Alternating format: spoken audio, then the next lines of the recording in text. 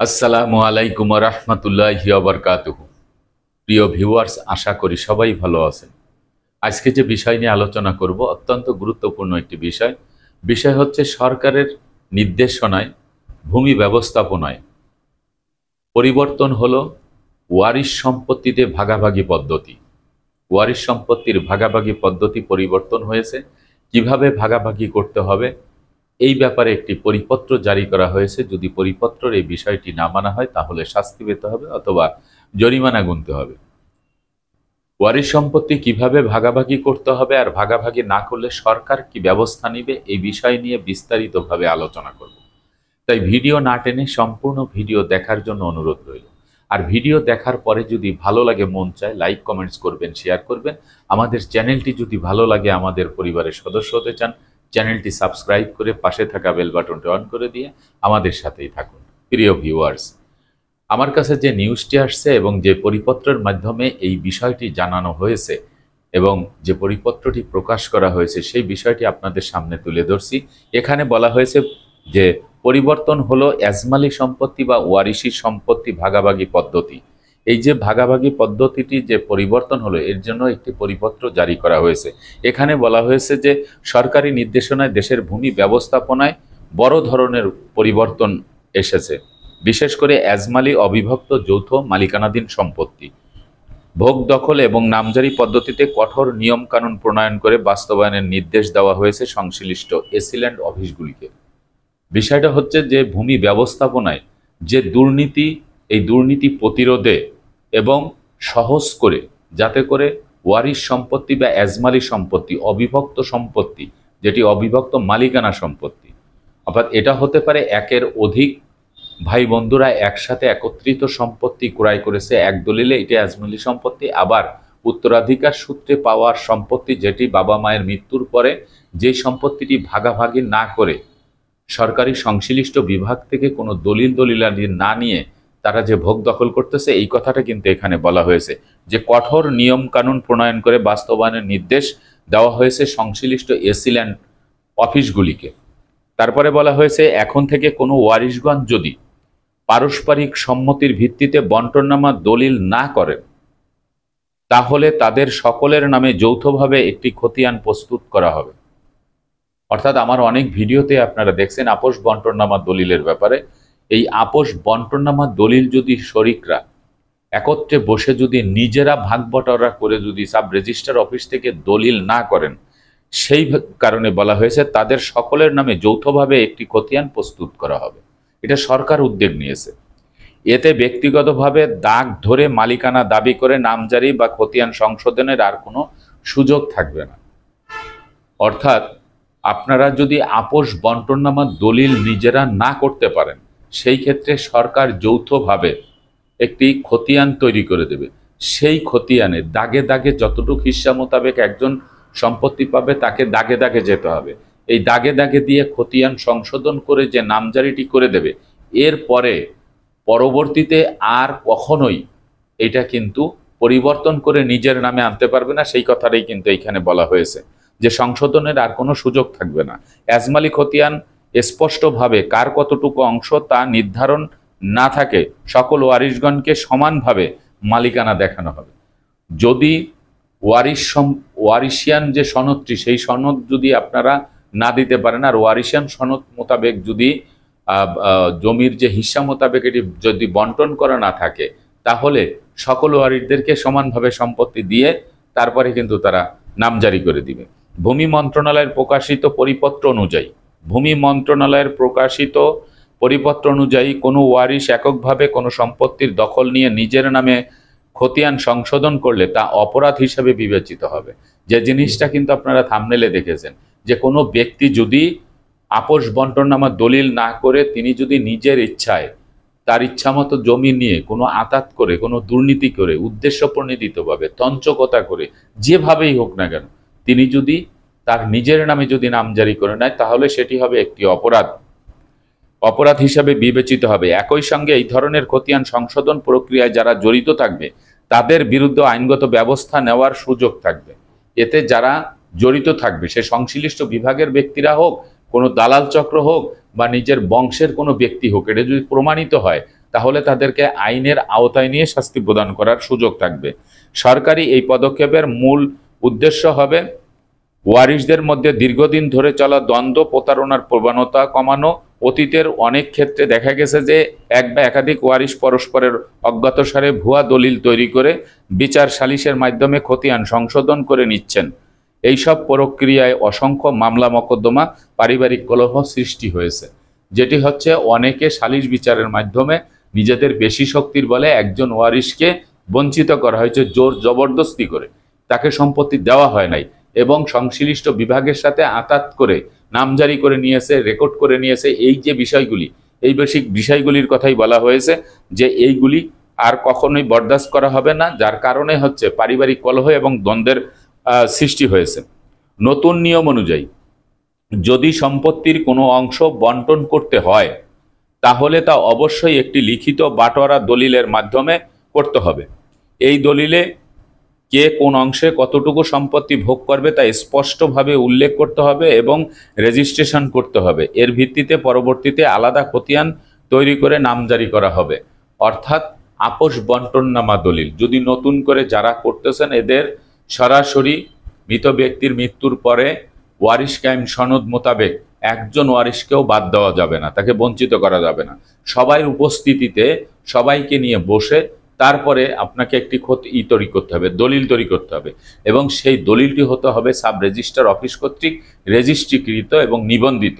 এছাড়া কিন্তু এই দলিল কিন্তু গ্রহণযোগ্য হবে না। কোনো সাদা কাগজ বলেন, কোনো নোটারি পাবলিক করালেন অথবা ফলিওতে লেখালেন, এরকম কোনো কিছু হবে না। আপনার দলিল যেভাবে হয়, সাবকবলা দলিল, হেবা দলিল যেরকম হয়, ঠিক তদ্রূপভাবে এই আপোষ বন্টননামা দলিলটিও সাব রেজিস্ট্রার অফিস কর্তৃক আপনাকে কিন্তু রেজিস্ট্রি করতে হবে। আর যদি ওয়ারিশগণ আপোষ মীমাংসায় না পৌঁছান, কোনো ওয়ারিশ যদি আপোষ মীমাংসায় না পৌঁছান, তাহলে তাদের নামজারি আগে ইউনিয়ন পরিষদ, উপজেলা পরিষদ বা সিটি কর্পোরেশন থেকে ওয়ারিশ সনদ সংগ্রহ করতে হবে এবং সকল ওয়ারিশদের যৌথ খতিয়ান প্রস্তুত করেই সম্পত্তি ভোগ করতে হবে। আপনি সম্পত্তি ভোগ করবেন, হয় আপনাকে আপোষ বন্টননামা দলিল করতে হবে, আর যদি আপনি আপোষ বন্টননামা দলিল করে আপনার সম্পত্তি যদি আপনি ভাগ করে না নেন, তাহলে আপনার ইউনিয়ন পরিষদ, উপজেলা বা সিটি কর্পোরেশন এখান থেকে ওয়ারিশান সনদ আপনাকে সংগ্রহ করে তারপরে যৌথ খতিয়ান প্রস্তুত করে আপনাকে কিন্তু সেই সম্পত্তি ভোগ দখল করতে হবে। ভূমি অফিসকে নির্দেশনা দেওয়া হয়েছে যাতে তারা যৌথ খতিয়ান তৈরির কোনো গড়িমসি না করে এবং অযথা আবেদন বাতিল না করে কোনো কর্মকর্তা নিয়ম ভঙ্গ করলে তার বিরুদ্ধে ব্যবস্থা নেওয়া হবে। অর্থাৎ এখানে স্ট্যান্ডিং অর্ডার দেওয়া হয়েছে এসিল্যান্ড মহোদয়কে যে বাংলাদেশের সকল উপজেলার এসিল্যান্ডদেরকে কিন্তু এই আদেশ দেওয়া হয়েছে যে কোনো গড়িমসি করে যদি কোনো তঞ্চকতা করা হয়, প্রতারণা করা হয়, লিয়াজু করা হয়, এরকম করা হয়, তার বিরুদ্ধেও কিন্তু আইনগত ব্যবস্থা নেওয়া হবে। এই কথাটাই কিন্তু এখানে বলা হয়েছে যে ভূমি অফিসকে নির্দেশনা দেওয়া হয়েছে যে তারা যেন যৌথ খতিয়ান তৈরি করতে কোনো গড়িমসি না করে। হয় সে আপোষ বন্টননামা দলিল করে তাকে তারা আলাদাভাবে নামজারি করে নেবে, আর নতুবা যৌথ খতিয়ান তৈরি করে দিবে। অযথা আবেদন বাতিল করা যাবে না এবং কোনো কর্মকর্তা নিয়ম ভঙ্গ করলে তার বিরুদ্ধেও ব্যবস্থা নেওয়া হবে। কোনো ব্যক্তি যদি আপনারা যদি যৌথভাবে নামজারি করতে যান, সেই নামজারি না দেয়, তাহলে আপনারা কিন্তু কমপ্লেন করতে পারবেন, সে বিষয়টি বলা হয়েছে। এই নতুন পদ্ধতির ফলে আশা করা যাচ্ছে ভূমি মালিকদের হয়রানি কমবে, আদালতের মামলা মকদ্দমা হ্রাস পাবে এবং প্রতারক চক্রের তৎপরতা কিন্তু রোধ হবে। এই যে বিষয়টি, যে দুর্নীতি প্রতিরোধের জন্য যে কিছু প্রতারক চক্র আছে, তারা এইগুলি কিন্তু করে বেড়ায়, তাদের অন্য কোনো কাজ নেই, তারা এইগুলি করেই কিন্তু তারা জীবিকা নির্বাহ করে থাকেন। এই জিনিসটাকে যাতে হ্রাস হয় এবং এই ভূমি অফিসের যে ঊর্ধ্বতন যে কর্মকর্তারা আছে তাদের সাথে এদের কিন্তু লিয়াজু আছে এবং সার্ভেয়ার বলেন, তারপরে আপনার ক্লার্ক বলেন, এসিল্যান্ড বলেন, সবার সাথে একটা কিন্তু যোগসাযোগ থাকে, যেটাকে সিন্ডিকেট বলে। এবং এই প্রতারক চক্র নিয়ে কিন্তু আমরা ইতিমধ্যে পূর্বেও কিন্তু অনেকগুলি দেখেছি যে অনেক এসিল্যান্ড অফিসের এসিল্যান্ডের চাকরি চলে গেছে, তারপরে সাব রেজিস্ট্রার অফিসের সাব রেজিস্ট্রারের চাকরি চলে গেছে। এরকম অহরহ কিন্তু ঘটনা কিন্তু আমরা পেপার, পত্রিকা, টিভিতে কিন্তু আমরা দেখেছি। কিন্তু এই যে পরিপত্র, এখানে কিন্তু স্ট্যান্ডিং অর্ডার দেওয়া হয়েছে, যদি কেউ এই নতুন পদ্ধতির ফলে আশা করা যাচ্ছে ভূমি মালিকদের হয়রানি কমবে এবং আদালতের মামলা মকদ্দমা হ্রাস পাবে এবং যে প্রতারক চক্র তাদের অপতৎপরতাও কিন্তু রোধ হবে।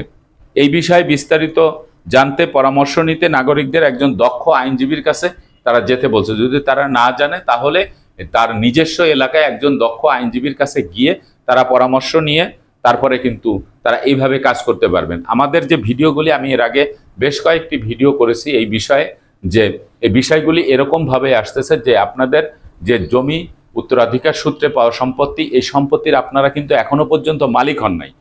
আপনারা যতই বলেন যে মা মারা গেছে, বাবা মারা গেছে, কিন্তু সরকারি যে কাগজ অর্থাৎ দলিল দলিলাদি, ভূমি অফিসের যে দলিল দলিলাদি, সাব রেজিস্টার অফিসের যে সাবকবলা বলেন, হেবা দলিল মূলে বাবা মা যারাই মালিক ছিল, তারা মৃত্যুবরণ করার সাথে সাথেই কিন্তু তার ওয়ারিশরা কিন্তু মালিক হয়ে যায় না। তাদের ওয়ারিশদের মালিকানা পেতে হলে কিছু কার্যক্রম পরিচালনা করতে হয়। সেই কার্যক্রমগুলি যে মৃত বাবা মায়ের সম্পত্তি নিজেদের নামে এনে কাগজপত্র ঠিক করে সরকারের যে প্রাপ্তি খাজনা প্রতি বছর, সেই খাজনা পরিশোধ করতে হবে। তাহলে এই বিষয়টাকে কিন্তু দুইটি ভাগে ভাগ করে দিয়েছে সরকার, যে এটা দুইটি ভাগে হতে পারে। সেটি হচ্ছে, যদি কোনো ব্যক্তি তার নিজের নামে করতে হয় তাহলে তিনি আপোষ বন্টনামা দলিল করে তারপরে তিনি একক মালিকানা অর্জন করবে। আর যদি তারা না করতে চায় তাহলে যৌথভাবে একটি খতিয়ান তৈরি করে তারা যৌথভাবে মালিকানা নিয়ে তারা দখল করবে। যখন যৌথভাবে খতিয়ান তৈরি হবে তখন কিন্তু আর কোনো ব্যক্তি এই সম্পত্তি এককভাবে তার নামে রেকর্ড করাইতে পারবে না, তার নামে নামজারি করাইতে পারবে না। আর যদি সলসাতুরি বা এই যে প্রতারক চক্রের মাধ্যমে যদি তৎপরতা চালায় যদি তিনি করেন, তাহলে সেটা আইনগত দিক থেকে ব্যবস্থা নেওয়া হবে এবং শাস্তিযোগ্য অপরাধ হবে।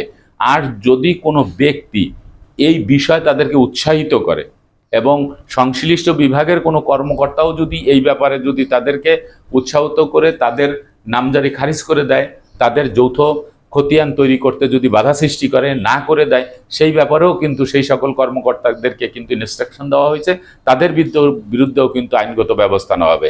এই বিষয়টা কিন্তু বলা হয়েছে। সেই জন্যই ওয়ারিশ সম্পত্তি, একজনের সম্পত্তি আরেকজনের জোর জবরদস্তি করে ভোগ দখল করে খাওয়ার দিন শেষ। কাগজপত্রে বাবার নাম থাকলে, বাবার মূলজতে সম্পত্তি থাকলে তার সকল ওয়ারিশরা সেই সম্পত্তি পাবে। সেই সম্পত্তির একজন যদি মানসিক ভারসাম্যহীন ব্যক্তি হয়, তার সম্পত্তি আলাদা করে রাখতে হবে। আবার যদি একজন নাবালক শিশু থাকে তাহলে সেই নাবালক শিশুর সম্পত্তিও কিন্তু আলাদা করে রাখতে হবে। তার মানে এই না যে সে নাবালক, তার সম্পত্তি বিক্রি করে দিলাম, একজন সরাসরি মানসিক ভারসাম্যহীন ব্যক্তি, তার সম্পত্তি আর একজন ভোগ দখল করে খাওয়া, তাকে লালন পালন করাই সম্পূর্ণ বিষয়টা আলাদা। কিন্তু বিক্রি করে দেওয়া, এগুলি করা যাবে না। সম্পূর্ণভাবে দুটো পদ্ধতি কিন্তু বলে দিয়েছে। এই দুটো পদ্ধতির মাধ্যমেই কিন্তু আপনাদের ওয়ারিশ সম্পত্তি বা এজমালি সম্পত্তি, যৌথ সম্পত্তি, অবিভক্ত সম্পত্তি, এই সম্পত্তি ভাগ বাটোয়ারা করে সুখে শান্তিতে বসবাস করতে হবে। এখানে কোনোভাবেই এদিক সেদিক করা যাবে না। গেলে আইনগত দিক থেকে দণ্ডনীয় অপরাধ হবে এবং শাস্তিযোগ্য অপরাধ এবং জরিমানাও হতে পারে। আশা করি আপনারা এই বিষয়টি বুঝতে পেরেছেন। আজকের মতো ভিডিওটি এখানে শেষ করব। আগামীতে দেখা হবে অন্য কোনো ভিডিও নিয়ে। সে পর্যন্ত সবাই ভালো থাকবেন, সুস্থ থাকবেন, আর আমার জন্য দোয়া করবেন। আল্লাহ হাফেজ।